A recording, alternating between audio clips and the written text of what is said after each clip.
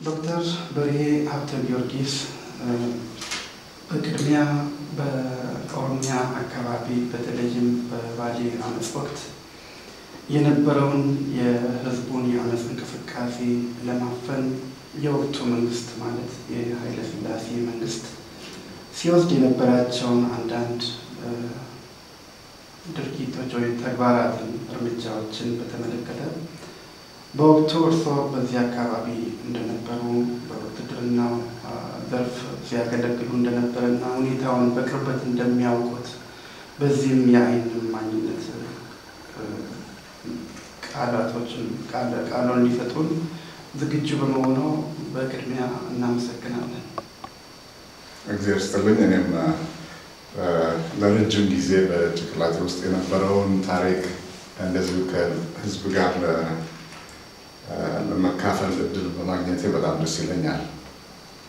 መልካም። አሁን እንግዲህ እንደሚታወቀው የኦሮሞ ህዝብ ከአንድ ክፍለ ዘመን በፊት በምኒልክ ወረራ ሉዓላዊነቱ ተደፍሮ እስከ ዛሬ ድረስ በጭቆና አገዛዝ ስር ነው የሚገኘው፣ የታወቀ ነገር ነው እና ይሄ ህዝብ ከዚያ ጊዜ ጀምሮ በተለያዩ ጊዜያት ከገዢዎች አፈና ለመላቀቅ የተለያዩ የአመጽ እንቅስቃሴዎችን ሲያደርግ ቆይቷል። እንደ አብነት ለመጥቀስ በ1928 ከ28 ጀምሮ እስከ 31 የራያ ኦሮሞዎች ንቅናቄ ነበረ። እንደገና በ1941 እንዲሁም የራያ ኦሮሞዎች ንቅናቄ በስፋት ሲስተዋል ቆይቷል። ከዚያም በኋላ በ1950ዎቹ ደግሞ በዳዌ ማለት ወሎ ውስጥ እንደዚሁም የኦሮሞ ህዝብ ንቅናቄ ሲካሄድ ነበር። ከዚያም በኋላ ከ1963 ጀምሮ ቢያንስ ለ8 ዓመታት በባሌ አካባቢ የኦሮሞ ህዝብ የገዢዎችን የጭቆና ቀንበር ከላዩ ላይ አሽቀንጥሮ ለመጣል ከፍተኛ መስዋዕትነት ከፍሎ ሲታገል ቆይቷል እና እስከዛሬም ድረስ ትግሉ ቀጥሏል። እርስዎ በተለይ በባሌ የኦሮሞ ህዝብ አመጽ ወቅት እንደ አጋጣሚ በውትድርናው ዘርፍ የሚያገለግሉ የአገሪቷ ዜጋ ስለነበሩ በአካባቢው ነበሩና እስቲ ስለ ህዝቡ የአመጽ እንቅስቃሴና በወቅቱ የኃይለ ሥላሴ መንግስት ህዝቡን እንዴት በጅምላ ሲፈጅ እንደነበረ የሚያውቁት ነገር ካለ የዓይን እማኝነቱን ቢያረጋግጡልን። እሺ፣ በመጀመሪያ እኔ ወደዛ አካባቢ ሄድኩት። እኔ የነበርኩበት ክፍል የክብር ዘበኛ ሻለቃ ነበር፣ 16ኛ ሻለቃ የሚባል እና እንደሚታወቀው የክብር ዘበኛ አብዛኛውን ጊዜ በአዲስ አበባ አካባቢ የንጉሱን ቤተሰብና የንጉሱን ህልውና የሚጠብቅ ነበር። ግን በተለያየ ምክንያት በኦጋዴን ቀደም ብሎ በኦጋዴን አንድ 3 ያክል ሻለቃ ተልኮ እዛ ይሰራ ነበር። የኛ ሻለቃ እኔ ነበርኩ። በሻለቃ ደግሞ የባሌ እንቅስቃሴ ሲፈነዳ በጣም ኃይለኛ ስለነበረ ተጨማሪ ኃይል ስላስፈለገ በተደራቢነት ወይ በአጋዥነት እዛ ለነበረው ክፍል 4ኛ ክፍለ ጦር ነበር ያንን ዞን የሚቆጣጠረው።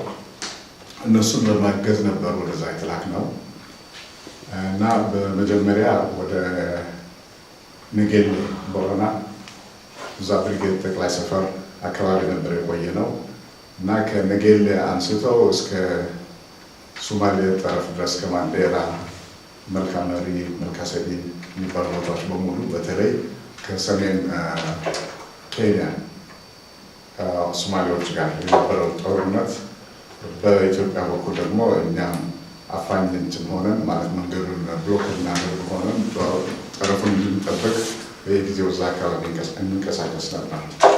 የባሌ እንቅስቃሴ በጣም ኃይለኛ በሆነበት ጊዜ ሌሎች ጦሮችን ተሰማርተው ነበር። የአየር ወለድ ጦር ለምሳሌ ቢድሬ የሚባል አካባቢ ሰፍሮ የእንቅስቃሴው መንገድ የነገሌና የክብረ መንግስት መንገድ እንዳይሻገር ለማቆም ነበር ስትራቴጂ እና በጠቅላላው እኛ ከአየር ወለድና ከሌሎች 4ኛ ክፍለ ጦር ሻለቆች ጋር ሆነን ሰፋ ያለ የውጊያ ዘመቻ አካሄድ ነው።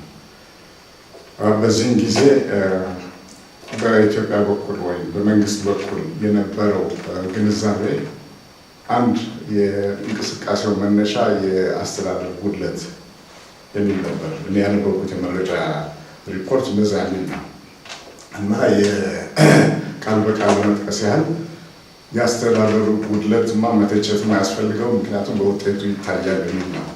ስለዚህ የባሌ ህዝብ በዛን ጊዜ ኦሮሞ ህዝብ የአስተዳደሩ ብሶት ስለነበረበት እና በሙስና የተጨማለቀ አስተዳደር ስለነበረ በእሱ ላይ ነው የተነሳው የሚሉት ነበር አስተያየቱ።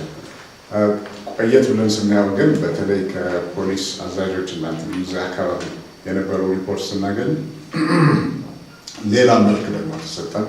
ይህም ሶማሌ ነው የምታንቀሳቀሰው ይህንን እንቅስቃሴ ከኋላ ሆና መሳሪያ ነው የምትሰጠው፣ ጦርነቱን የምታፋፍመው ሶማሌ ነች።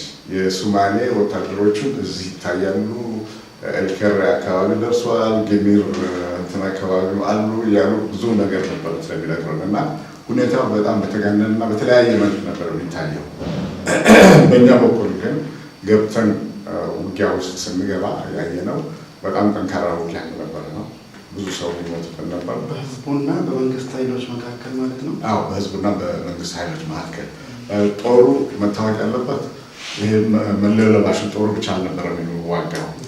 ምናልባት አንድ 10ኛ መደበኛ ጦር ቢሆን 9 ከ10 ደግሞ ያው ነጭ ለባሽ ነው እና ፈጥኖ ደራሽ ደግሞ ፖሊስ ከጎጃም እና ከልዩ ልዩ ቦታዎች መጥተው እዛ ተሰማርቶ ነበር። በጣም ሰፊ የሆነ ውጊያ ነበር የሚካሄደው። የባሌ አካባቢ ጫካ እንደመሆኑ መጠን በቀላሉ መንቀሳቀስ አይቻልም። ተዋጊዎቹ በየቦታው ላይ ሆነው በየዛፉ ላይ ሆነው አቴና ሌሊቱ እያሉ ነበር ሲጮህብን እና በጣም ከባድ ሁኔታ ነበር። ግን ያን መረዳት እንደቻልነው ዘመናዊ የሆነ የጎሪላ ውጊያ እናንትን አልነበራቸውም። እንደዛው የዛ አይነት ታክቲክና ችሎታ ቢኖራቸው ኖሮ አንዳችም ከዛ አካባቢ መውጣት አንችልም ነበር። ምክንያቱም የህዝብ እንፋሎት የህዝብ እንቅስቃሴ ነበር እንጂ በኃይል የተደራጀ ዘመናዊ ጎሪላ ዋርፌር ኋላ እንደታየው ለምሳሌ ኢፒኤልኤፍ፣ ኦኤልኤፍ፣ ቲፒኤልኤፍ እንዳሳዩት እንደዛ አይነት በጣም ጠንካራ የሆነ ኦርጋናይዝ የሆነ እንትን የጎሪላ ፎርስ አልነበረም። የህዝብ እንቅስቃሴ ነው በብዛት። መሳሪያውም በጣም ደከም ያለ ነው። የጣሊያን የድሮ አልቤን አጭር አልቤን ደሞርካ የሚባል ነበር እንትን ያለው እና በዘመኑ አባባል ቶኮሊ እያ ቶኮገዲ እያ ደሞርካ በዲቢያ የተባለ ይነገር ነበር እና በድንቡርካ ኃይል የኢትዮጵያ ሰራዊት በዛን ጊዜ በመጠኑ ኤም1 ነው የያዘው። ቢኤአር ማሽንገኑ ሁሉም አለ። አየር ኃይሉ ተሰማርቷል። በዛን ጊዜ ከበድ ያለ ውጊያ እንትኑ ቦምቤትን ያካሄድ ነበር። አንዳንድ ሁኔታዎችም ነበሩ። ተሳስቶ የራሱን ጦር የመታበት ጊዜ ነበር፣ ለምስክርነት ያህል ማለት ነው። እና ውጊያው ሁለገብና በሙሉ በሰፊው የተያዘ ውጊያ ነበር። ከዚህ ቀጥሎ ግን ትዝ የሚለኝ ምንድን ነው በኢትዮጵያ መንግስት ወይም ሰራዊት በኩል ይደረግ የነበረው አንዳንድ የጭካኔ ስራ ነው። አንድ 3 ሁኔታዎች አሉ መጥቀስ የምፈልገው። አንደኛ በነገሌ አካባቢ ከአይሮፕላን ማረፊያ አንድ 5-10 ኪሎ ሜትር ራቅ ብሎ የሚገኝ አንድ መንደር ነበር። ስሙን አላስታውሰው። ዲዳሊበን ወረዳ ውስጥ ነው። የብሪጌድ አዛዡ የ4ኛ ክፍለ ጦር አካል ነው ማለት ነው። የእኛን ሻለቃ አንድ ሻምበል ጦር እንድንሰጡ ያዘናል። የሻምበል ጦር ተደራቢ ሆኖ ይሰጠዋል። በብሪጌድ አዛዡ አዛዥነት ስር ነበር። እዛ መንደር ሄዶ ይሰፍራል እና ኋላ እንደተረዳ ነው መንደሩ ሽፍቶች ይገቡበታል የሚሉት ስለነበረ ነው ይላሉ። እና ጦሩ እዛ ሰፈረ። ከሰፈረ በኋላ አንድ ምሽት 1-2 ጥይት ከውጭ ተተኮሰባቸው እሳት ሲያነዱ እናንትን ሲሉ። በዛ ምክንያት ለአቅመ አዳም የደረሱ ወንዶችን በሙሉ እዛ መንደር ውስጥ የነበሩትን 3-4 በየእንትኑ ምሽቱ እየወሰዱ ይረሽኑ ጀመር እና ኦልሞስት ጨረሱት መንደሩ ነው የተባለው በኋላ እንደሰማ ነው። እና ይሄ የሚደረገው ደግሞ በብሪጌድ አዛዥነት ነበር። እኛ ምንም ነገር እናውቀው ነገር አቤት እናንተ ምንም አናውቅም እኛ። እና ያኔ እዛ ተደራሪ ሆነ የሄደው ሰውዬ በሱ በተሰጠው እድል እሱም ደስ ብሎት የሚፈጽም አይነት ሰው ስለነበረ ምንም ነገር ሳናውቅ ከዛ በኋላ ሌሎች ጦሩ ሲመለስ በወሬ ነው የሰማነው እንጂ ሪፖርትም አልተሰጠንም። ከትንሽ ጊዜ በኋላ ከብቶቹም ሀራጅ ወረዱ። ሴቶቹም ህፃናቶቹም ነገሌ ከተማ ውስጥ በረሃብ እናንተን ሲለምኑ መዓት ህዝብ ፈሶ ነው እያየ ነው። እና የዛ ዘመቻ ውጤት መሆኑን አወቅን። ሌላ ሁኔታ ደግሞ ከነጌለኛ ከአንድ ዓመት በኋላ ወደ ጊኒር ተዛወርን። ጊኒር በአይሮፕላን ነው የሄድነው፣ መንገድ አያስኬድም ነበር እና ከዛ ጊኒር ጣቢያ መደበኛ ጣቢያችን አድርገን ሄድኳርተር አድርገን ከዛ አካባቢ ወደ ውጭ አሰሳ እየሄድን ነበር አካባቢውን የምናጸዳ። አንድ ቀን አንድ ምሽት አንድ ፈረሰኛ መልእክተኛ ይመጣል። ጃራ ከምትባል መንደር የወረዳ ከተማ ነች። ከጃራ ወደ ጊኒር የነበረው ካምፓችን ይመጣል። ከኔና ከአዛዡ ጋር ይገናኛል እና እዛ የነበሩ የወረዳው አስተዳዳሪ ጡረተኛ ኮሎኔል ነበሩ። ታረቀ ነበር ስማቸው ይመስለኛል አልሳሳት።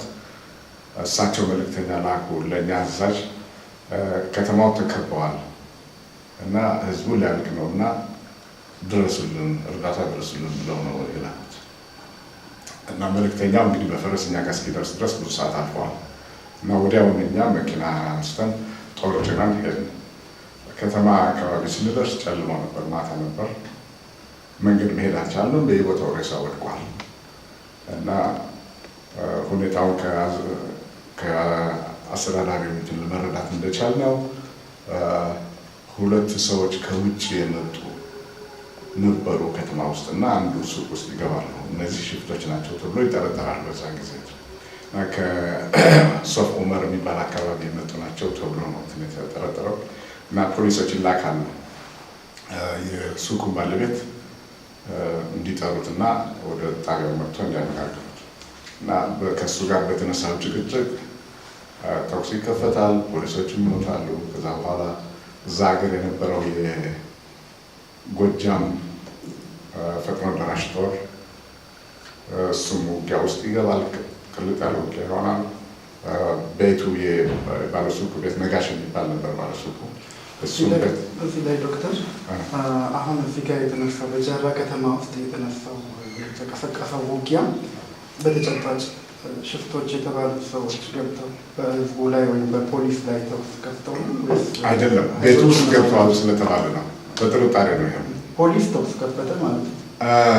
ማን እንደጀመሩ ተኩስ አናውቅም፣ ግን ሰዎቹ ባለሱቁ ነጋሽ ቤት ውስጥ ገብተዋል ስለተባለ ነጋሽ የሚያስጠሩና እንዲያነጋግሩት ይፈልጋል እና ነጋሽ ደግሞ ከፖሊሶች ጋር ለምንድን ነው የገበያ ጊዜ ነው ትንሽ እንትን ገበያውን ሲልኝ እመጣለሁ የሚያስቡት ነገር የለም እንደዚህ በሚል ነው። ያኔ የገበያ ቀን ነበር፣ ሐሙስ ነው ይመስለኛል የገበያ ቀን ነው እና በዚህ የተነሳ ተኩስ ይጀመራል እና እንትኖቹ ፖሊሶች እንደሚሉት ነጋሽ ተኩስ ከፈተብን ነው። ሌላው ደግሞ ወሬው ደግሞ በፖሊሶች ናቸው በኃይል ለመጠቀም ተኩስ እንትን የጀመሩት ይላሉ። ከዛ በኋላ በጠቅላላው በአገሬው ያለው ጠመንጃ የያዘው ነጭ ለባሽ የሚባለውም ፖሊሱም ፈጥኖ ደራሹም በሙሉ ይዘምታል ማለት ነው እና በአገሬው ሕዝብ ላይ በተለይ እስላም ኦሮሞዎች ላይ ነው እንትን የተባለው እና ውጤቱ በማግስቱ ስናየው የነጋሽ ቤት ሱቁ ከመኝታ ቤቱ ምንም ከውስጥ ነው እና ሚስቱም ልጆቹም እዛው በቦምብ ነው እንትን ያደረጓቸው ያጋዩቸው። ነጋሽ ራሱ አብልጦ ወደ ተራራ ሊወጣ ሲል ከተማ አጠገብ ያለው እዛው ገደሉት። እነዛ ከውጭ መጡ የተባሉት ሁለት ሰዎችም እዛው ተገድለው ተገኙ። መንገድ ላይ ነው ተገድለው የተገኙት። በጣም የሚያስጠቅቀው ግን ምንድን ነበር? በተለይ ለእኔ ኤርትራዊ እንደመሆነ መጠን መስጊዱ ጋር ስንሄድ የመስጊዱ ጠባቂ እዛው መስጊድ ውስጥ ከነ መጽሐፍቱ ቁርአኑ ምናምን ተቀዳደው ተጥለው እዛ ተበታትነው እሱም እዛ ተደፍቶ ሞቷል። እና ይሄ ሰውዬ መሳሪያ የለውም ምንም ከነዚህ ሁሉ ሰዎች መሳሪያ የያዘ ሰው የለም። እና ህፃኑ የ2-3 ዓመት ህፃን ሴት ሁሉ ነው የተገደለው። ሲሸሽ የተገደለ አለ። ውጊያው የተዋጋው የተታኮሰ አይደለም እንትን ያለው እና የተወዘ ማሳከር በእኛ እና ሁኔታውን ስናየው በጣም ተጠራጠር ነው። ቀስ ብለን ጉዳዩን ስንመረምር ሪፖርት ማድረግ እንዳለብን ለበላይ መስሪያ ቤት አወቅን። በተለይ ደግሞ የእኛ መረጃ መኮንን የነበረው መቶ አለቃ ስሜ ሁንዴሳ ይባላል። የኦሮሞ ተወላጅ ነው፣ ግን በኦሮሞነት ስሜት ሳይሆን በጣም እውነተኛ የሆነ ሰው ነበር እና ሁኔታውን አጣራለሁ ብሎ በትክክል ደረሰበት እና እዛ ሀገር ውስጥ የነበረው የኦሮሞዎች እና የሀገሩ ባላባቶች እና ባለ አገሮች እና መጤዎች ኦር ሴትለርስ የንፍጠኛው በእነሱ መካከል የነበረው መፋተግ ከሱ የተነሳ ነው። ፕላስ በዛን ጊዜ እንግዲህ የኦሮሞ ነፃ አውጪ እንቅስቃሴም ተጀምሯል ነው ዋቀቁት ከውጭ ሆነው ነበር የሚዋጉት እና ሁኔታው ያንን ሪቨንጅ ለማድረግ የተነሳ እንጂ እስከዚህ ድረስ ውስጥ ከነበሩ ሰዎች ያጋጠመ ነገር አልነበረም። ኋላም እንደተረዳሁት ከዛ ሀገር ሰዎች ጋር በመነጋገር እንዲሁ ዋይልድ ቼዝ ነበር፣ እንዲሁ ያገኘውን ግደል የሚል አይነት እንትን ነበር እና አንዳንድ ሰዎችም በደህና ነፍጠኞች ወይም አማሮች እዛ የነበሩት መከላከል እና እንትን አማላጅነት ህይወታቸው የተረፉ ብዙ ነበሩ በዛ ጊዜ። ግን ኢትወዝ ጠቅላላው የህዝብ እልቂት እና ለዚህ ደግሞ ሆን ተብሎ የተደረገ መሆኑን ነው የተረዳነው እና ሪፖርት አስተላለፍን። አጋጣሚ ሆኖ ደግሞ የነጋሽ አማች የፓርላማ አባል ነበሩ በዛ ጊዜ አዲስ አበባ የነበረው ፓርላማ እና ትልቅ ምርመራ ተካሄደ። የኔ ህይወት ከዛ በኋላ ተለወጠ። ምክንያቱም ይህን ነገር ካየሁ በኋላ ተመለስኩና ካምፕ ቁጭ ብለን አንድ በጣም የምንዋደድ ጓደኛ ነበረኝ። አብረን አንድ ኮርስ ከአካደሚ ግራጁዌት ያደረግናል እና ከእሱ ጋር ሆነን እንዲህ አይነት ስርዓት ለመደገፍ ለምንድን ነው እኛ እዚህ የምንለፈው እና ከዚህ ቦታ መራቅ አለብን መጥፋት አለብን። እሱ ደግሞ በበኩሉ አንተ ሰው ስለሌለ ከዚህ መሄድ አትችልም፣ መቀየር አትችልም ወደ ሌላ ቦታ፣ እኔ ግን እችላለሁ። እሱ መንዜ ነው የደብረ ብርሃንና መንዝ ልጅ ነው እና ብዙ ዘመዶችን ነበሩት ስልጣን ላይ የተቀመጡ በዛ ጊዜ።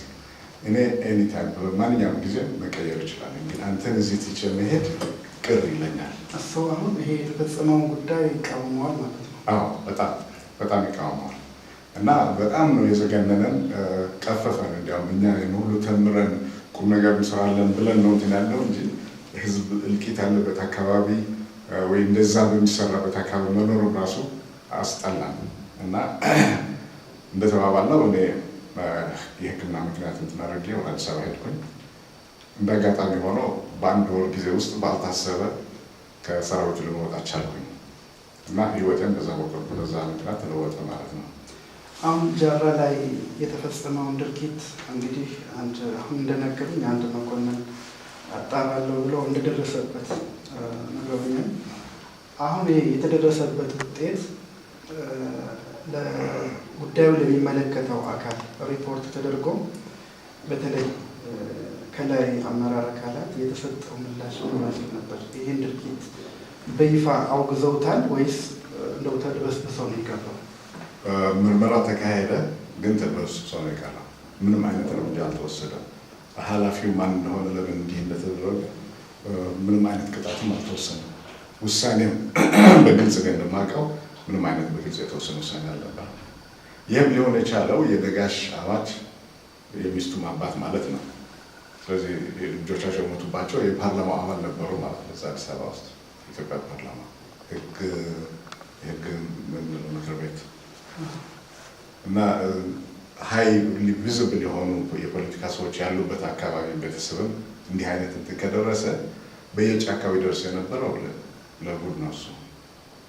እኔ ከሄድኩም በኋላ ሰፊ ዘመቻ ተካሄደ። በተለይ ራይቱና ቤልጅ የሚባል አካባቢ እና ወደ አረና ወደ ከሚባል ወደ ጫካው አካባቢ ወደ ገናሌ ሰፊ ዘመቻ ይካሄድ ነበር እና በዛን ጊዜ አንድ በጣም የታወቀ ነገሌ አካባቢ ብዙ ሰው የፈጀ ሻምበል ያንን ለሻምበል አዛዥ ሆኖ በሚንቀሳቀስበት ጊዜ መንገድ ላይ ያገሩ ሰው ያገኘ እንደሆነ ተራ ገበሬ እኮ ነው ራቅ ያለ ቦታ ካገኘ አንድ 50 አለቃ ነበር ወይ እሱ ኤክሰኪዩሽነር ወይም ገዳይ ታፈሰ ይለውና ይጠራዋል።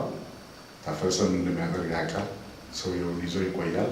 ወታደሮች ራቅ ያለ ቦታ ከደረሱ በኋላ እኮ ሲል ጠመንጃ ድምፅ ይሰማሉ እና ሰውየውን ገደሉት ማለት ነው። እንደዛ እያደረገ አገሩ በሙሉ ነበር ያጠፋው። ይህ ግፈኛ ሰው ግን እንደዚሁ ዋጋውን ሳያገኝ አልቀረም። ዞሮ ዞሮ ያሻለቃ በደርግ ጊዜ ወደ ኤርትራ ይዛወራል። ሻለቃው ራሱ በአፋበት ጦርነት ላይ ያልቃል። አፋበትና ከረን ጦርነት ላይ የመጀመሪያው እዛው ይደመሰሳል።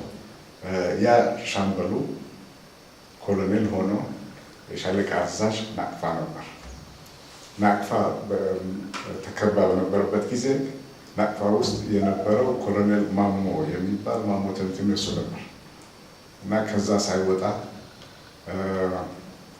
ቆስሎ እግሩም በቁስልና እንትን ብሎ በስብሶ ነው የሞተው። እዛ አካባቢ መጨረሻ ላይ ራሱን ገደለ ተከቦ እዛ ላይ እና ባሌ ላይ የሰራው ግፍ ኤርትራ ውስጥ ተከፈለ ዋጋ።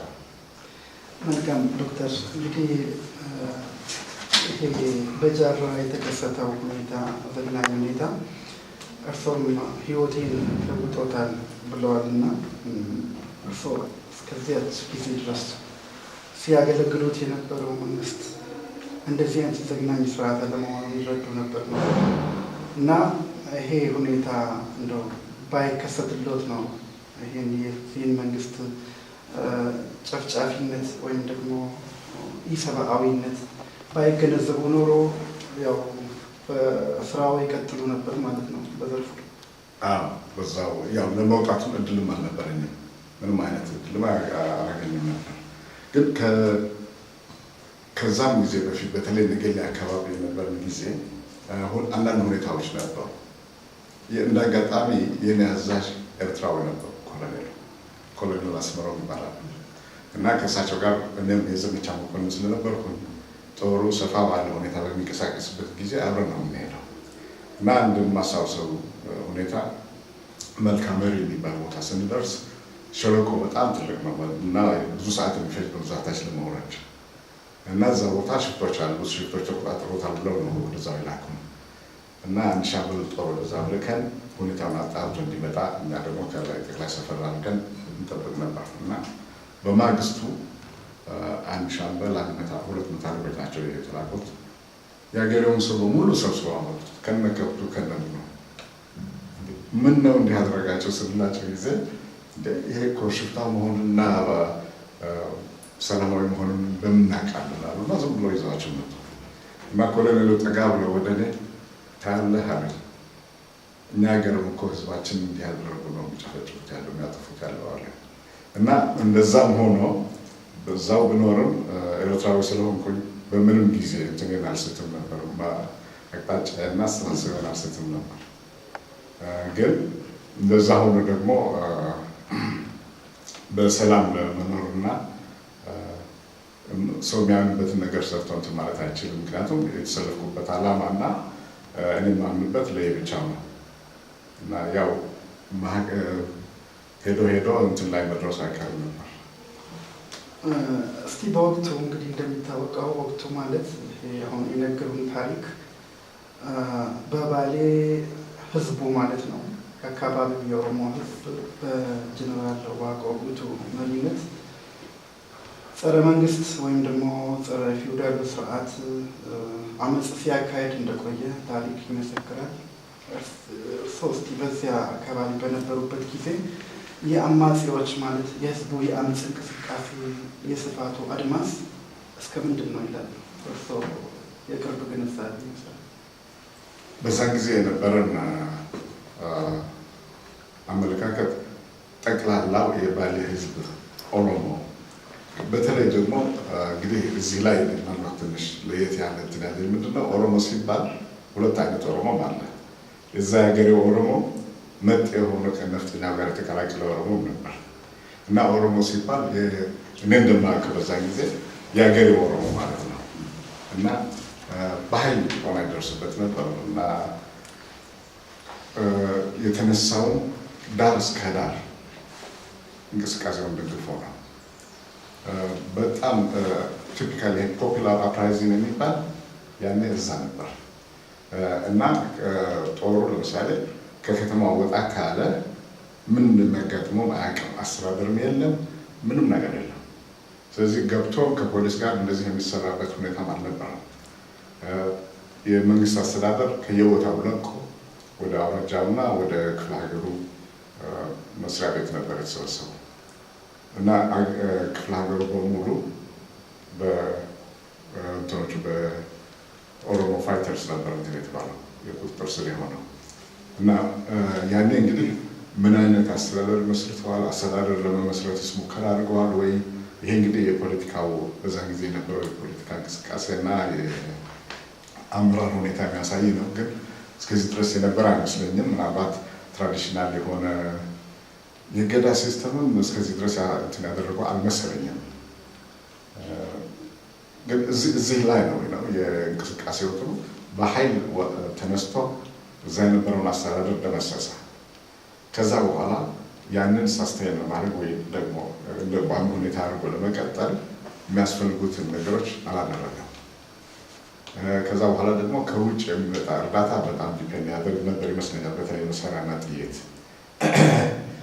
የአልቤን ጥይት ሰማይ ነበር የደረሰው በዛን ጊዜ እና አንዳንድ ቦታ ቢገኝም እዛ ባሌ ድረስ ለማምጣት በጣም አስቸጋሪ ነበር። የእኛ ስትራቴጂ ደግሞ አካባቢውን በሙሉ አጥሮ አይዞሌት ማድረግ፣ ለብቻው ወደ ሌላ ቦታ እንዳይስፋፋ ማድረግ። ትልቁ ፍርሃት የነበረው ምንድነው?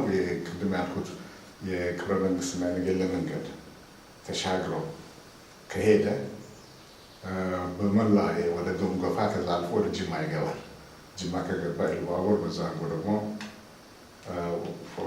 ወለጋ ይገባል እና እንግዲህ እንቅስቃሴው ከምስራቅ በደቡብ በኩል አድርጎ ዞር የሚመጣ ይሆናል ማለት ነው እና በጣም አስጊ ነበር የሚሆነው። ወደ ላይም ወደ ሰሜንም በአርሲ እንዲገባና እንዳይገባ ነበር የምንከላከለው።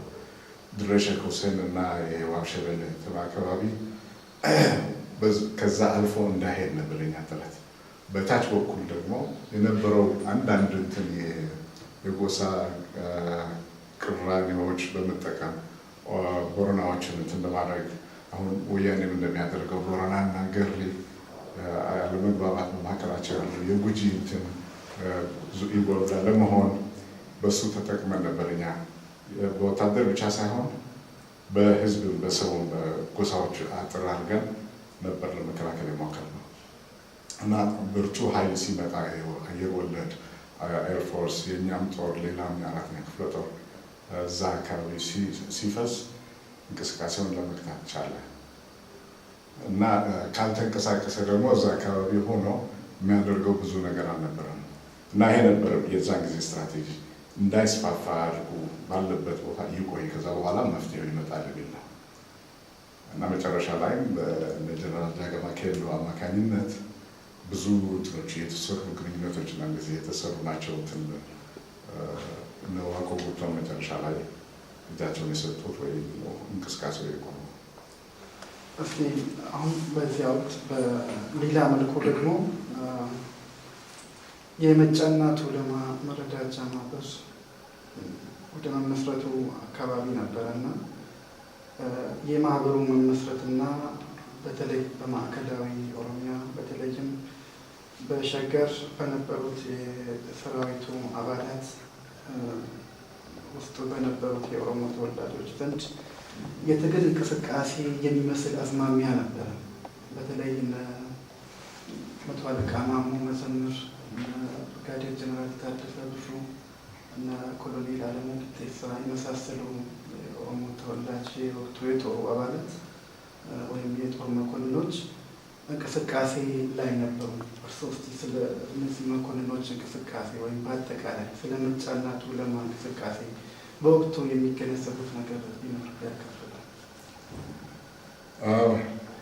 ከተባሉት ሰዎች መካከል በጣም የማውቀው ማለት ነው ማሞ መዘምር ነበር መታለቃ ማሞ መዘምር የአካዳሚው የመጀመሪያ ምሩቅ ነው እና ከዛ እንደተመረቀ ደግሞ እዛው ያስተምር ነበር።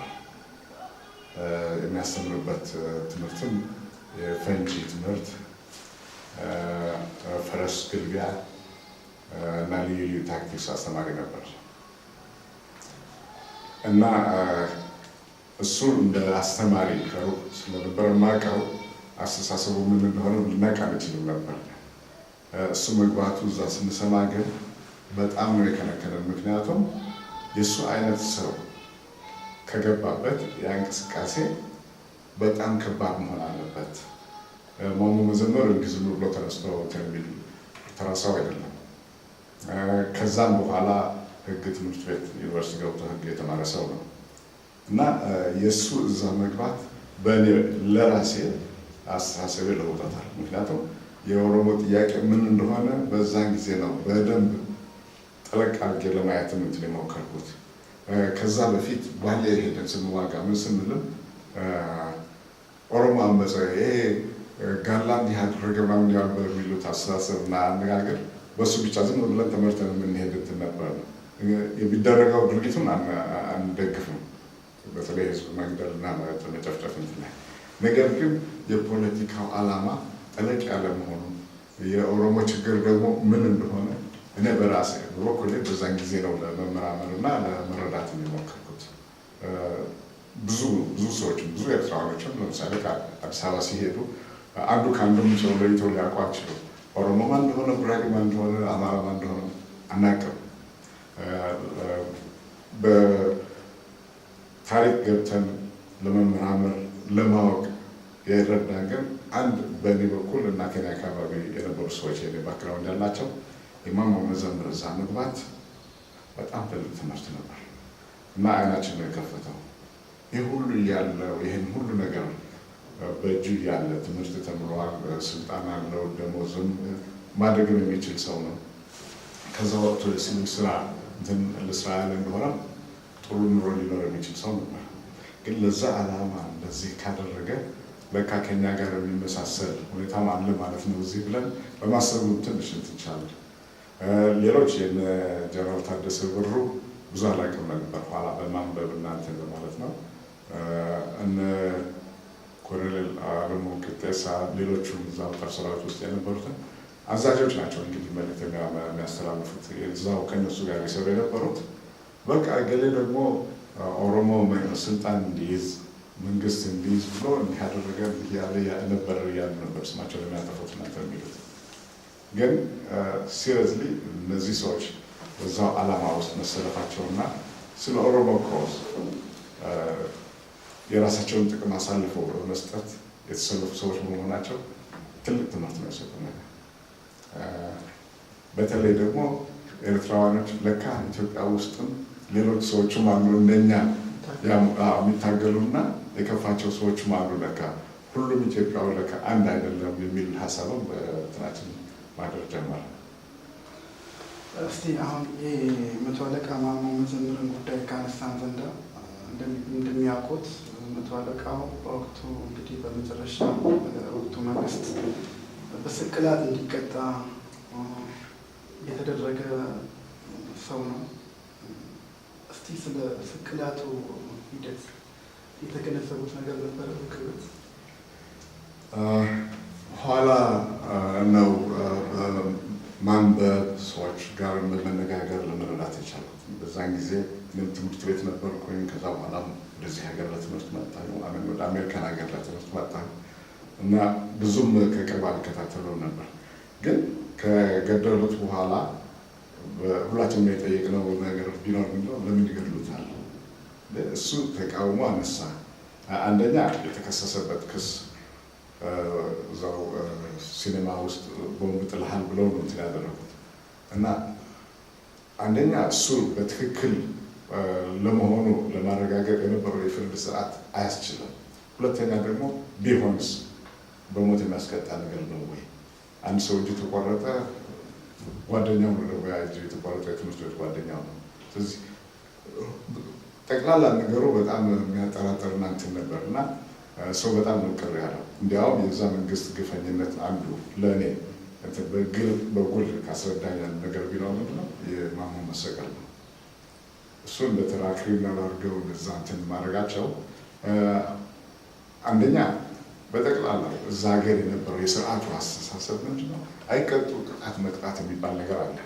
በመቅጣት ሰው ማስፈራራት፣ አንዱ አካባቢ ተነሳ አመፀ ሲባል እንደማይንሰራራ አድርገህ ሌላው ሰው እንዲቀጣ አድርገህ ጨፍጭፈው ነው። ግን በዘመናዊ የህዝብ እንቅስቃሴ መቆጣጠር ወይ ካውንተር ኢንሰርጀንሲ እንደዚህ ያየን እንደሆነ እንደዛ አይነት ሪፕሬሽን የተካሄደበት አካባቢ ተቃውሞ ደግሞ የዛን ያህል ነው የሚበረታው እና ግፍ እና ጭቆና ተቃውሞ ሁለቱ እንደ ሰንሰለታዊ ተያይዘው ወደ ላይ ነው የሚሄዱት እና ኤርትራ ውስጥ የሚያደርጉት ይሄ ነው። ማለት ህዝብ ነው የተሰቀለው፣ ስፍር ቁጥር የለውም። የጠፉ መንደሮች እናትን ከመጀመሪያው እናጥፋ እና ሌላው ደግሞ ፈርቶ በርጎ ዝም ይላል ማለት ነው እና የማሞንትንም መሰቀል እንደዛ አይነት የመቀጣጫ አይነት የማድረግ እንትን ነው። በራሱ በከይዞ መሬት ወይ በጉዳዩ ባለው እንትኑ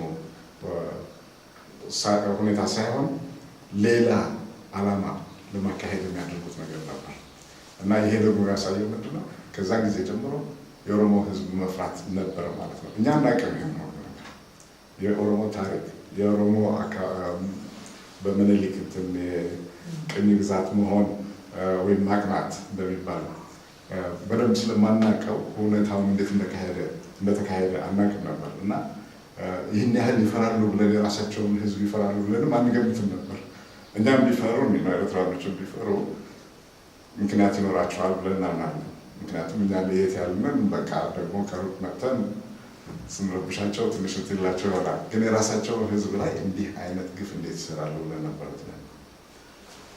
መልካም ዶክተር በርሄ እንግዲህ ከቢያንስ ከ50 ዓመት ገደማ በፊት የነበረውን የኦሮሞ ህዝብ የትግል እንቅስቃሴ በቅርበት የመታዘቡን እድል አግኝተው እንደነበረ አጫውተውናል። ዛሬም የኦሮሞ ህዝብ በትግል ላይ እንደሚገኝ ግልጽ ነው። እስቲ በወቅቱ የኦሮሞ ህዝብ በየክፍላት ሀገራቱ ተከፋፍሎ እርስ በርሱ የሚተዋወቅበት እድልም አልነበረውም። ለምሳሌ የባሌ የኦሮሞ ህዝብ አመፅ ሲቀሰቀስ በሌላኛው የኦሮሚያ አካባቢዎች የመሰማት እድሉ በጣም አነስተኛ ነበረ።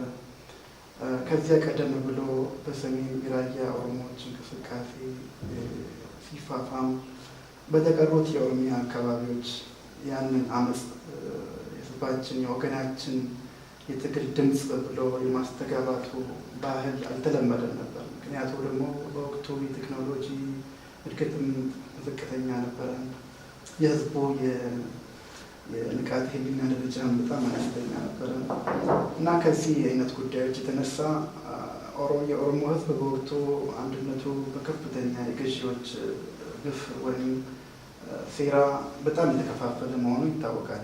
ዛሬ ግን የኦሮሞ ህዝብ አንድነቱን በሚገባ ይረዳል። አሁን በቅርቡ የሚቀሰቀሱ በኦሮሚያ የሚሰሙ አመጾች በምስራቅ ተቀስቅሰው በሰዓታት ልዩነት በምዕራብ ወይ በሰሜን ወይ በደቡብ በቀላሉ እንደ ሰደድ እሳት የመዛመት ሁኔታ አሁን ይታወቃል እና የወቅቱንና የአሁኑን የኦሮሞ ህዝብ የአደገት ሳምባ አይነት የአመፅ እንቅስቃሴ ሲገመግሙት እንዴት ነው የሚገቡት? በአጠቃላይ የኦሮሞ አንደኛ ከዚህ መማር የምንችለው ነገር ቢኖር የኦሮሞ ህዝብ ጥያቄ የኦሮሞ ህዝብ እንቅስቃሴ መሰረታዊ ነው፣ መሰረት አለው። ጥያቄው እስካሁን ድረስ በሚገባ ሙሉ በሙሉ መልስ አላገኘም እና ከዚህ የተነሳ ደግሞ የህዝቡ ተቃውሞ የህዝቡ መደራጀት የህዝቡ ደግሞ ለዓላማው መሰለፍ የጠነከረ መሄድ ላይ መሆኑን የሚያስረዳ እና ያኔ የዛሬ 50 ዓመት የተጀመረው እንቅስቃሴ ወይ ካሄደ የነበረው እንቅስቃሴ በተለያየ አካባቢ እንደ የጎጥ እንትን አመፅ እንደዚህ ተብሎ የሚታይ አይነት ነገር ነበር አድርገው የሚያቀርቡት። ግን ብዙም ጊዜ አልፈጀም ብሔራዊ መልክ እንዳለው አገር የሚያጠቃልል ሁኔታ መሆኑን እየገባቸው ሄደ። ከዛም በኋላ የተከሰተው ነገር ቢኖር ምንድነው ኦሮሞ ብቻ ሳይሆን ሌሎቹም አሉ እንደዚህ አይነት ጥያቄ ያላቸው የሚል ነገር መጣ እና በዚህ ነበር እንግዲህ እስከ የዛሬ 16 ዓመት ድረስ የሚሄድ የነበረው። ደርግ ያንን እንቅስቃሴ በራሱ መንገድ ለማካሄድና ለማፈን ሞከረ። እንደሌለ ቆጥሮ ናሽናሊስቲክ የሆነ አንድ ወጥ የሆነ አስተሳሰብ ፓርቲ እንደዚህ መኖር አለበት በሚል ነገር ነበር እንትን ያለው። ነገር ግን ውስጡ ያልተዋሃደ አካል አንድ ላይ ነው ብለህ ብትጨፈልቀው ያው ወደት አይፈጥርም እና ይሄንን በመረዳት ደግሞ ወያኔ ወይ ቲፒኤልኤፍ እንትንም ያው የተደረገው ስብሰባ እናንተ ይሄን እነዚህ የተለያዩ ህዝብ ወይም ህብረተሰቦችን በሚገባ መብታቸውን አስከብረው የሚኖሩበት የሚተዳደሩበት ስርዓት ይፈጠራል የሚል ነበር። ግን ብዙ ጊዜ አልፈጀም። እሱም ጠምዝዞ ልክ ደርግ እንዳደረገው ለእኔ ተገዥ እስከሆናችሁ ድረስ ነው የቤታችሁ ውስጥ የማድ ቤት ነፃነት የምሰጣችሁ የሚል አይነት ነገር ነው እንትን ያደረገው እንጂ ከዛ በላይ መሰረታዊ የሆኑ ነገሮችን እንትን አላደረገም። እርግጥ በራስ ቋንቋ የመጠቀም አስተዳደሩ በአንድ ክልል ማጠቃለል እኔ እነዚህ ነገሮች እንደ ትንሽ ነገር አድርጌ አላያቸውም። ምክንያቱም አንድ ስቴፕ ወይ ሁለት ስቴፕ ወደፊት ነው የሚያራምዱት የትግሉን እንቅስቃሴ። ሙሉ በሙሉ የሚፈልገው ነገር አልተገኘም። ተገኝቷል አልተገኘም ደግሞ የሚወስነው ራሱ ህዝቡ ነው እና የኦሮሞ ህዝብ በቃኝ ጥሩ ነው ተስማምቶኛል ብሎ እስካልተቀበለው ድረስ አንድ ነገር ልክ አይደለም ማለት ነው። ማንም ሌላ ሰው ያገኘው ነፃነት በቂ ነው ብሎ ላይ ሊጨፍርበት አይገባም እና እዚህ ላይ ነው እንግዲህ የቆመው እና ትግሉ እንደገና ደግሞ ጀመረ ማለት ነው። ከነበረበት ደረጃ አንድ ደረጃ ላይ ደርሷል። አሁን ከዛ ደግሞ ወደ ላይ ከፍ ለማድረግ ትግሉ እየቀጠለ ነው። በዚህ መልክ ነው የማየው ያለው የዘመናዊ የኮሚኒኬሽን እንትኑ ማስ ሚዲያው ግንኙነቱ ራሱ የህዝቡ የዛሬ 50 ዓመት የነበረውና አሁን ያለው ህዝብ አስተሳሰቡና የትምህርት ደረጃ በጣም የተለያየ ነው። ስንት የኦሮሞ ልጆች ነበሩ በዛ ጊዜ ዩኒቨርሲቲ ዲግሪ ያላቸው ወይ ደግሞ ከፍተኛ ትምህርት ያላቸው ወይ ባላገር ደረጃስ ተምረው በዘመናዊ አኗኗር መኖር የሚችሉ ናቸው የሚሉ በሰራዊቱ ውስጥ ምን ያህል ነው በስልጣን ደረጃ ላይ የወጣው ናቸው ያለ ይሄ ሁሉ በጣም ልዩነት ያመጣል። እንቅስቃሴው በአሁኑ ጊዜ ከፍተኛ ደረጃ ላይ ነው የሚንቀሳቀሰው። ግን ካሁን በኋላ የሚመጣው ለውጥ ደግሞ እንደፊተኛው ቀላል አይሆንም። በማንኛውም ሁኔታ አንድ ፕሮብለም ወይም አንድ ሁኔታ ለማሻሻል በምንሞክርበት ጊዜ ከመጀመሪያው ስንጀምር ቀላሎችን ወዲያውኑ ስለምናስወግድ ብዙ ለውጥ በአንድ ጊዜ እናገኛለን። የቆየን ስንሄድ ግን አይነታዊ ለውጥ ማምጣት ስለሚያስፈልግ በጣም ብዙ ትግልና ብዙ ጥረት ይፈልጋል እና የኦሮሞ ትግልም እንዲህ አይነት ደረጃ ላይ የደረሰ ነው የሚለው ትልቁ እንትኑ በአሁኑ ባለበት ሁኔታ ዓላማውን በደንብ አበጥሮ የማውጣት ከዛ በኋላ ደግሞ ለዛ ዓላማ ተገቢ የሆነው የትግል ዘዴስ ምንድን ነው ብሎ እንቅስቃሴው እርግጠኛ ነኝ ያውቃል። ግን ህዝቡ ደግሞ እንዲያምንበት ያስፈልጋል። ምናልባት ከዚህ እንትን ለማለት የምፈልገው ምንድን ነው ከኤርትራ እንቅስቃሴ ጋር አንድ ፓራሌል መፍጠራት ያለ እንደሆነ የኤርትራ እንቅስቃሴ በፈረንጅ አቆጣጠር 60ዎች እና የመጀመሪያው 70 ዓመተ ምህረቶች እንዲህ አይነት ችግሮች ነበሩት። የተለያዩ ወገኖች በተለያየ መንገድ ሊወስዱ ይፈልጋሉ። በተለያየ ግን አዝማሚያው በትክክል አንዴ ከያዘ በኋላ ሰው ደግሞ በሙሉ ካመነበት በኋላ ወጣቱም ደግሞ የዛ አካል ሆኖ መግባት ከጀመረ በኋላ የሚያቆም ኃይል አልተገኘም እና የኦሮሞ እንቅስቃሴም እኔ እንደሚታየን እዛ አይነት ደረጃ ላይ ነው ያለው። ቻሌንጁ አሁን ዓላማው በሚገባ ታውቆ ምንድን ነው የሚፈለገው፣ ምንድን ነው መደረግ ያለበት የሚለውን ነገር በኤርትራ ታሪክ ውስጥ አንድ በጣም ኢምፖርታንት የሆነች ዶኪመንት አለች። እኛና ዓላማችን የምትል ነች። ኢፒኤልኤፍ ሲመሰረት በዛ ዓላማ ነው የተመሰረተው እና እንዲህ አይነት ዶኪመንት አለ ወይ? እንዲህ አይነት አስተሳሰብስ በደንብ አለማወላወል በትክክል የኛ ዓላማ ይሄ ነው የምናደርገው ደግሞ ይህን ዓላማ ከግቡ ለማድረስ ይሄ ነው። እኛ ህዝብም በሙሉ አምኖበት ይሰለፋል። ከዛ በኋላ ህዝቡ ካመንበት እና ከተሰለፈበት የሚያቆሙ ኃይል የለም። ግን መሀከል ላይ ማወላወል ነገር ካለ ወይም የተለያዩ መንታ መንገዶች ካሉና በየትኛው መንገድ እንደምንሄድ ካደረግን ችግር ሊፈጥር ይችላል። ምክንያቱም ብዙ ሰው በዚህ ነው የሚሄደው በዛኛው ነው ይከፋፍለዋል። አዎ እና ከኤርትራ ታሪክ መማር የሚቻል ነገር ቢኖር ምንድነው የችግሩ የህዝቡ ፍላጎት በዓላማ መልክ አበጥሮ ማውጣት ከዛ በኋላ ደግሞ ከእሱ ጋር የሚሄድ ስትራቴጂ ማለት ነው እና ህዝቡን ማሳመን በተለይ ወጣቱ ከተሰለፈበት መጪው ትውልድ እሱ ስለሆነ እሱ ነው የሚያንቀሳቅሰው። የኤርትራ ትግል አንዱ በጣም ልዩ የሚያደርገው ምንድነው ወጣት የዩኒቨርሲቲ ተማሪ ገበሬ ያልተማረው የግመልና የከብት እረኛ የነበረችው ልጃገረድ ሳትቀር ልጃገረዶች እንደ ልብ አደባባይ ወጥቶ የፖለቲካ መናገር እንኳን የማይፈቀድበት አካባቢ ተሰልፈው ነው ነበር እና ይሄንን ሁኔታ ሊፈጥር የቻለ አንድ ነገር ነበር። ይህም አንደኛ በዛች ዶክመንት ነው የጀመረው እኛ ዓላማችን ነው እና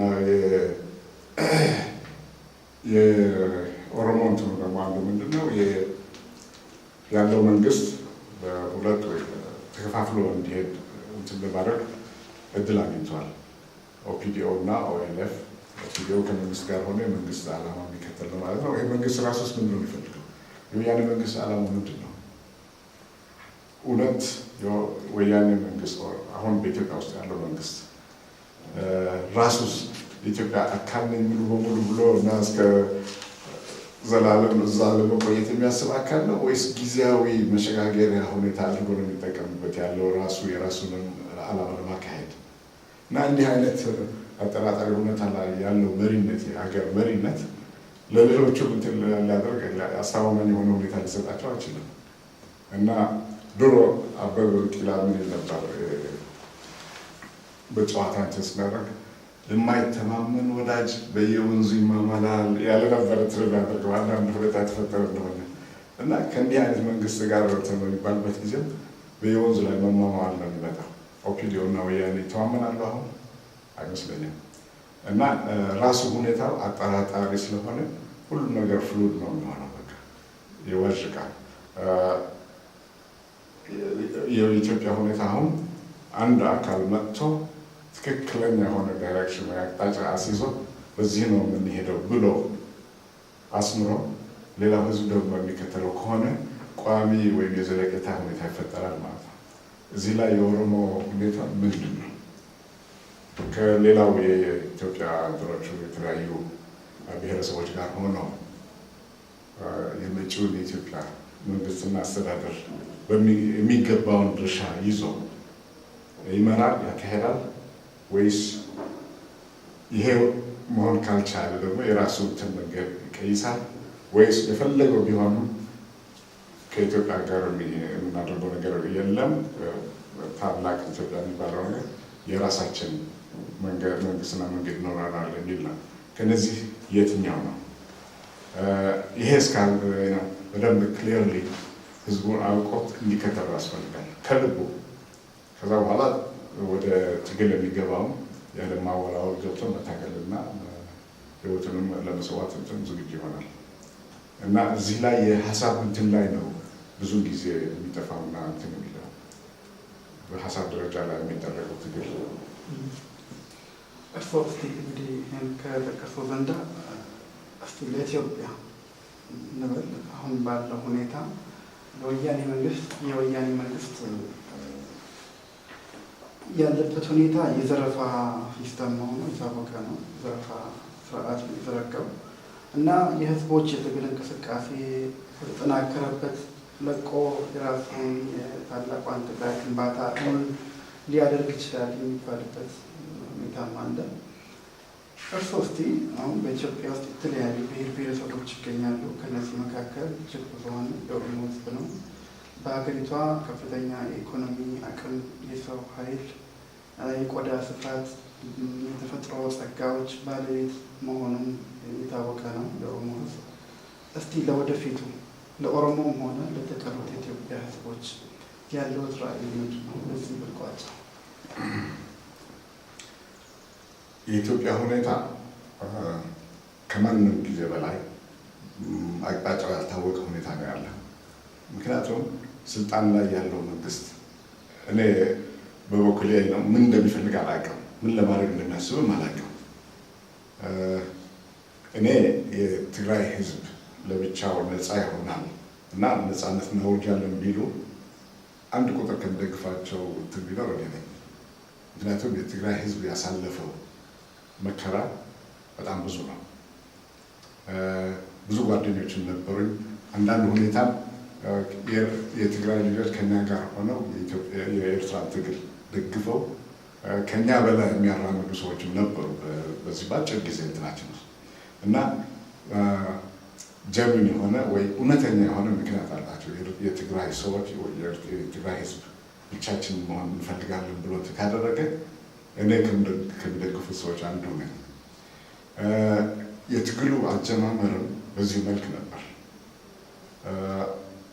ቲፒኤልኤፍ የተባለ ወያኔ የሚል እንትን የቅጥያ ስም የወሰደው የመጀመሪያውን ወያኔ እንቅስቃሴ የነሱ ዓላማ ለመከተልና ለማራመድ በሚል እንትን ስያሜ ነው። እሱም የተነሳው ምንድነው? ግብር በዛብን፣ የትግራይ ህዝብ ተጨቆነ፣ መፍቻውን አያውቁትም። ነገር ግን የነበረው ስርዓት የኃይለ ሥላሴ ስርዓት የትግራይን ህዝብ የሚጨቁን ስለሆነ ከእሱ ነፃ መሆን አለብን በሚል ነው ባላቸው የዋጅራትና የምስራቅና ትግራይ ህዝብ ነው እንደዚህ ያለው እና የአሁኑ ወያኔም ያንን ዓላማ ከግቡ እናደርሳለን በማለት ነው የትግራይ ህዝብ ጭቆና ነፃ እናውጣለን ከጭቆና ለማለት ነው። ግን ምን ሆነ? ሄደው መጨረሻ ላይ ስልጣን ሲይዙ የነበረው ተገቢ እንቅስቃሴ ምንድን ነው መሆን የነበረበት? ሌሎቹንም ጭቆኖች ህዝቦች አንድ ላይ አሰማርተው ወይ በየፊናቸው እንደፈለጉት ነፃነት ሲሆን ወይ አንድ ላይ መሆን የመወሰን እድላቸው ተሰጥቷቸው እንዲወስኑ ማድረግ፣ አንድ ላይ እንኖራለን ካሉ ደግሞ አንድ ላይ ሆነው በእኩልነት በዲሞክራሲ እንዲኖር ማድረግ ነበር። የጭቁኖቹ ነፃ አውጪዎች መሆን ነበረባቸው። ካልሆነ ደግሞ ይህን ካልተፈለገ ደግሞ እኛ እንደፈለጋቸው አድርጎ እኛ ራሳችንን ነፃ እናወጣለን ብሎ ደግሞ ነፃ ማውጣት። አሁን ግን እነሱ የመረጡት ምንድነው? ሌላውን ህዝብ አስገድዶ መያዝና ማስተዳደር ነው። እና እንዲህ በሚያደርጉበት ጊዜ ምንድን ነው ያደረጉት? የእነ ምኒልክ፣ የእነ ዮሐንስ፣ የእነ ቴዎድሮስ ተተኪዎች ነው የሆኑት። የጭቁኖች ነፃ አውጪዎች ሳይሆኑ የእውነተኛ ወያኔ ሳይሆኑ እነሱ ቀማኔ ነው የሆኑት። ሌላውን በኃይል አስገድደው የሚያዝ እና በጨቋኞች ደረጃ መደብ ላይ ነው የገቡት። ስለዚህ ምን ሆነ? ከጨቋኞቹ ወራሾች ነን ከሚሉት ጋር መታገል ጀመሩ። ማን ነው ይችን ሀገር ጨቁኖ የሚገዛ በሚል እና ከነ ምኒልክና ኃይለ ሥላሴ ተተኪዎች ጋር ነው መወዳደር የጀመሩት። ማን ነው ተተኪው በሚል ነው እንጂ ሌላውን ይሄ ሬቮሉሽናሪ የሆነ መንገድ ተከትለው ነፃ አውጥተው ህዝቡን ነፃ የማድረግ በተለያየ መንገድ እሱ አልነበረም ዓላማቸው። ከነጭራሹ አሁን ምን አደረጉ? ሌላም ሀገር ሄደው ወረሩ። ሶማሌም ወረሩ። ምኒልክ ያላደረገው ለማድረግ ያልቻለው ኃይለ ሥላሴም ለማድረግ ያልቻለው ታስቦበት ነበር። በፈረንጅ 64 ጦርነት ነበር ከሶማሊያ ጋር። ሶማሊያ አዲስ መንግስት ነች ያኔ ጦርነት ነበር እና የኢትዮጵያ ሰራዊት ያንን በጣም አሳፋሪ በሆነ ሁኔታ ነበር የተገታው እዛ ጠረፉ ላይ። አንዳንድ ኦፊሰሮች ያንን ምን ይላሉ? ምን አለበት ሞቃዲሾ እንገባ ይላሉ። እና ያኔ በጣም ደፋር የሆኑ ኤርትራዊ ጀነራል ነበር፣ የምድር ጦር አዛዥ ጀነራል ኢሳያስ። እኔ አልነበርኩም ስብሰባ ላይ፣ ግን እዛ የነበሩ ሰዎች ሲናገሩ ምንድነው ዝም ብላችሁ ጉራችሁን የምትነዙት? እንኳን ተዋግተው ሞቃዲሾ ለመድረስ ትራንስፖርት አድርጎ አጓጉዞ ሞቃዲሾ ሊያደርስ መኪና የለንም ብለው እንትን አደረጓቸው ይባላል። እና አሁን ያንን ነገር የጨቋኞቹ ፋና በመከተል እነሱ አሁን ያለው መንግስት የጨቋኞቹ ጭቋኝ በሞስት ኢምፔሪያሊስቲክ የሆነው የኢትዮጵያ አስተዳደርም ሊያደርገው ያልቻለ የሌላውን ሀገር ግዛት ጥሶ አስገድዶ በመያዝ ነው ላይ ያለው። ኢትዮጵያ ውስጥም እነ ምኒልክና ኃይለ ሥላሴ ሊያደርጉት ባልቻሉት ነው ደረጃ ህዝቡን ጨቁኖ አፍኖ የመያዝ እድል አገኘ። ስለዚህ የእነሱ ተተኪነቱን ነው ያረጋገጠው። እንዲህ በሚሆንበት ጊዜ ደግሞ የሚወዳደረው ማለት ከማን ጋር ነው? እነዛ የዛ አይነት ስልጣን የኛ ነው ብለው ከሚከራከሩት መላ አማራና እንትኖች ጋር ነው የሚሆነው ማለት ነው። ስለዚህ በእነሱ እንትን መስመር የተሰለፈው ወያኔ አሁን የነፃ አውጭነቱን አይደለም እሱን ትቶታል። የትግራይ ህዝብ ጉዳይ ምን ላይ እንደሚያስገባው አላውቅም። ምናልባት አንዳንድ የኢኮኖሚ ተቋሞችን እንትን በማዘጋጀት ኢንፍራስትራክቸርን በማሻሻል ምናልባት ጠቀሜታ ያለው ነገር እየሰራ ሊሆን ይችላል። ግን ይሄ ደግሞ በትክክለኛ የፖለቲካ አመራር ካልተመራ የት እንዲያደርስ አይችልም። ኮንፊውዥን ውስጥ ነው የሚከተው። ቅሬታን ይፈጥራል። ጦሩ ወደዛ ያግዛል፣ እዛ ያከማቻል። በቀደም ዕለት የአየር ኃይል አባሎች እንዳሉት አየር ኃይሉ በሙሉ ተለውጦ የትግራይ አየር ኃይል የሆነው ይላሉ። ግን ለዚህ ሁሉ ምንድነው መሰረት መሆን ያለበት? የህዝብ ፍላጎት፣ የህዝብ ስሜትና ትክክለኛ የፖለቲካ አመራር ነው። ይሄ ከሌለ የመሳሪያና የብረት ክምችት ለደርግ አልጠቀመውም፣ አምጥቶ ነው ያስረከበው። እና ኢትዮጵያ ከማንኛውም ጊዜ ይልቅ አሁንም ኮንፊውዥን ደረጃ ላይ ነው ያለችው። ምናልባት አንዳንድ ጦርነት ቢያካሄድም አንዳንድ አድቬንቸር ቢጀምርም የሚያስደንቅ አይሆንም ከዚህ በኋላ። በተጨማሪም በየጊዜው እንደሚታየው ይህ መንግስት ሆን ብሎ ህዝብ እርስ በራሱ በማጋጨት ኦሮሞ ከአማራ፣ ጉጂ ከገሪ ጋር፣ ቦረና ከገሪ ጋር፣ እስላም ከክርስቲያን ጋር የማጋጨትና ህዝብ እርስ በራሱ እየተናከሰ በሱ ላይ ምንም አይነት ተቃውሞ እንዳይኖር የማድረግ አሰራር በጣም የተካነበት ነው የሚመስለው። ይሄ ደግሞ በጣም የታወቀ ነው። እነዚህ መሪነት ላይ ያሉ ሰዎች ከሚመጡበት አካባቢ በእንዲህ አይነት ተንኮል በጣም የታወቁ ናቸው እና እሱ ነገር ነው በሀገር ደረጃ ላይ ያንጸባረቁ ያሉት እና ኢትዮጵያ በአሁኑ ጊዜ አሳሳች የሆነ የመንግስት የመረጋጋት ሁኔታ ይታያል። ግን ትክክል ይሄ ሊሆን አይችልም። ምክንያቱም የዚህ መንግስት ህይወት የአንድ ቀን የጦሩ ማመጽ ነው። በቃ አንድ ቀን ጦሩ ባለው ቅሬታ ምክንያት መሰረቱ ጦር ስለሆነ ኃይል ስለሆነ ያ ጦር ለአንድ ቀን ቢያምጽ ከዛ ቀን በኋላ ይሄ መንግስት የለም ድራሽ ይጠፋል። እና ይሄ ሁሉ የተገነባው አርቲፊሻል ነው። ኃይለ ሥላሴም እንደዛ ተዋርዶ የሄደው ጦሩን በደምብ ማድረግ ኮንትሮል ወይ መቆጣጠር ስላልቻለ ቀስ በቀስ ነው የመጣው። ግን እሱ ነው የጣለው መጨረሻ ላይ እና ይሄ መንግስትም ዞሮ በየእንትኑ የሚያደርገው ጭቆና ወይም የሚከተለው ፖሊሲ ራሱ ለምሳሌ መኮንኖች በሙሉ የበላይ መኮንኖችን ኦሮሞዎችን አስወግዶ ሌሎችም አማሮችን አስወግዶ በትግራይ ኦፊሰሮች ነው የሞላው ይባላል። እንደዛ ከሆነ በላይ መኮንኖች እና ከታች ያሉት መኮንኖች በወታደሮች መካከል ያለው ግንኙነት ተቋረጠ ማለት ነው። ልጅ ጭንቅላት የተቆረጠ ጦር ምን ይሆናል ማለት ነው። እና ይሄ ራሱ እነሱ እንዲሰሙና ይሄን ነገር እንዲያርሙ አልፈልግም። ነገር ግን ቢያርሙትም ካሁን በኋላ እስከዚህ ድረስ እንትን ሊያገኝ ስለማይችል ከጦሩ በኩል ሊመጣ የሚችለው ግፊት ይህን መንግስት በአንድ ቀን ማሽከረብ ነው። እሱ ደግሞ በጀነራሎች እንትን መጀመር የለበትም። ካሁን በፊት እንዳየነው ተራ ስራ አለቃ አንድ ወታደር ወይ ሲግናል ኦፐሬተር እነሱ ናቸው ይህን የኢትዮጵያ እንትኑ ከዳር እስከ ዳር የሚያንቀሳቅሱ ነበር እና የኢትዮጵያ ሁኔታ አቅጣጫ አልያዘም፣ አዝማሚያ አልያዘም። የትግራይ የቲፒኤልኤፍ እንትኑም ለወደፊቱ እኔ ባለኝነት የትግራይ ነፃነት ያውጃል ብዬ ነው የማምነው።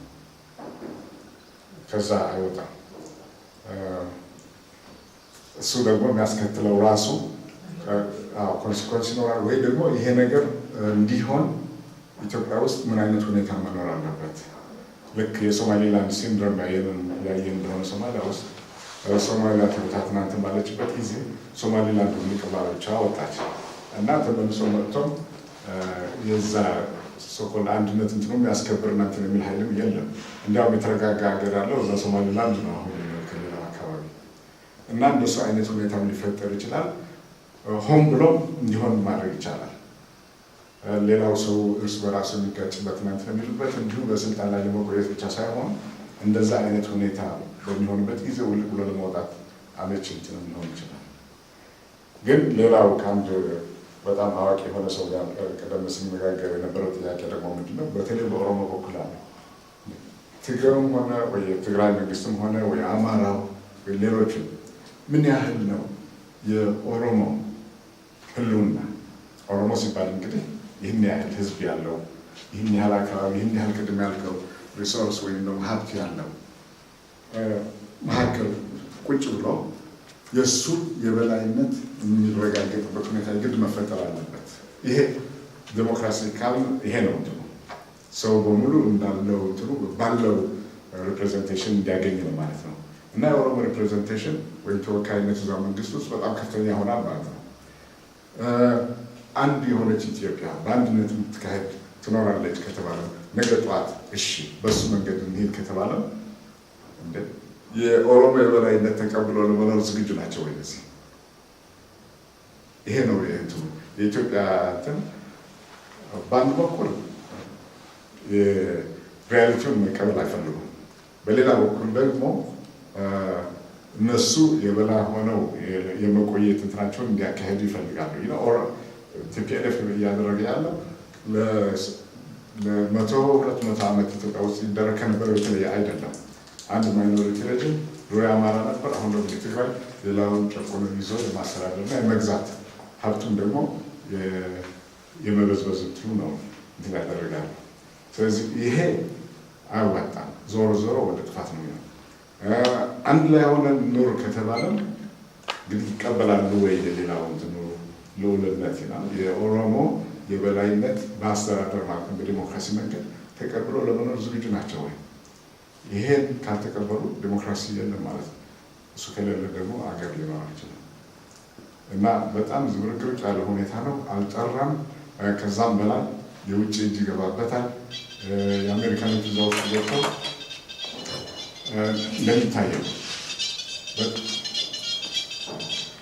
በጣም ያሳዝነው ነገር ምንድን ነው?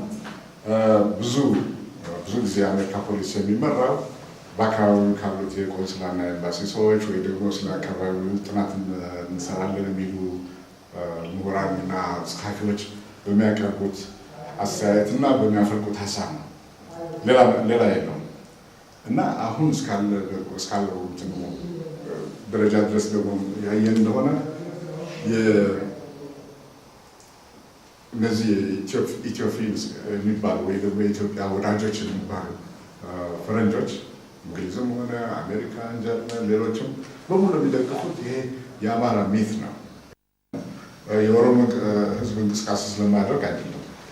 ነገር ግን ያለው የፖሊሲ አወጣጥ እና የኦፒኒየን ፎርሜሽን ያየን እንደሆነ በአሜሪካን ህዝብና አስተዳደር ዘንድ እነዚህ ቅድም የጠቀስኳቸው ሰዎች ምሁራን፣ ጸሐፊዎች፣ በተለያዩ ኢትዮፊልስ የኢትዮጵያ ወዳጆች እነሱ በሚያፈልቁት ሀሳብ ስለሚመራ ነው። እና የኦሮሞ ሁኔታ ወይ የኦሮሞ እንቅስቃሴ ለውጥ እንዲያገኝ ተቀባይነት እንዲያገኝ በዚህ ደረጃ ላይ ሊደረግ የሚገባ እና መሆን ያለበት ነገር በጣም ሰፊና በጣም ከባድ ነው። የኦሮሞ ምሁራን በጣም ብዙ ናቸው። አሜሪካን ሀገር ብዙ አሉ። ኦሮሞ ስታዲስ አሶሲዬሽንም አለ። እነሱ ጽሁፉም በጣም ጥሩ የሆኑ ጽሁፎች ያዘጋጃል። አንዳንድ መጽሐፍቶችም በየጊዜው ይወጣሉ። እነ ኢብሳ ጉተማ እና እነ ቀበረ የጻፉት መጽሐፍ ለምሳሌ ስለ ኢትዮጵያ እንትን የሚለው በጣም ብዙ ሰው ነው የተማረበት። ሌላም እነዛን መቀጠል አለበት። እነ አሰፋ ጃለታ በየጊዜው ይጥላሉ ምን ይላሉ። ግን ከኦሮሞ ህዝብ ብዛትና ካለው ማግኒቲዩድ ጋር ሲታይ በቂ አይደለም እና የግድ የኢትዮጵያን እንትኑ እሱን ዲፊት ሊያደርግ የሚችል ወይ ደግሞ ኦቨርዌልም ሊያደርግ የሚችል ፍሮም ዲ ኦሮሞ እንትኑ ደግሞ መውጣት መቻል አለበት። ሰው ኦሮሞ የሚባል ህዝብ እንዳለ ማወቅ አለበት። ለእኔ የዛሬ ስንት ዓመት የተገለጸልኝ በተለያዩ ሁኔታዎች ብዙ ጓደኞችም አሉ። ለምሳሌ ኦሮሞ ብዙ ነው፣ ለምንድን ነው ቁጭ ያለው? ለምንድን ነው ዋይ ፒፕል ነው ሀብቱ ሳፈር እንደዚህ ሆኑ ምናምን ይላሉ። ውስጥ ገብተው ግን አያውቁትም። የምኒልክ የኮሎናይዜሽን ፕሮሰስ ሴትልመንት ፕሮሰስን የነፍጠኛዊ ነው የአካባቢ የሀገር ማቅናት የሚባለው ምን ያህል አፍኖ እንደያዘ ምን ያህል ለወደፊቱ እንቅስቃሴ እንደማይነሳ አድርጎ እንደያዘው መረዳት ቀላል አይደለም። አንዳንድ ቦታዎች ያየን እንደሆነ እንደዛ አይነት ኮሎናይዜሽን ወይ የሴትለር እንትኑ ያልተካሄደበት እንደነ ኦጋዴን ለምሳሌ ያየን እንደሆነ ኦጋዴን ወታደር ብቻ ነው ሄዶ እንትን ያለው እንጂ ነፍጠኛ ሄዶ እዛ ገበሬ ሄዶ ከሌላ ቦታ መሬቱ ይዞ ሌላውን ጭሰኛ አድርጎ ማስተዳደር አልጀመረም። So it was just an imposed የሆነ ሚሊተሪ ሩል ነው። እሱን ማውጣትና ማባረር ቀላል ነው። ሌላው ግን በአስተሳሰብም በአኗኗርም በብዙ ነገር አብረውትን ያለው እሱን ማቆምና እሱን ደግሞ ሪቨርስ አድርጎ መለወጥ በጣም ከባድ ነው እና ይሄ ነው በሚገባ እንትን ማድረግ ያለብን ማጤንና መማር ያለብን። መልካም ዶክተር ብሬ ቴዎሎጂስ ለሰጡን ሰፋ ያለ ገለጻ ከልብ እናመሰግናለን። ለሰጣችሁኝ እድል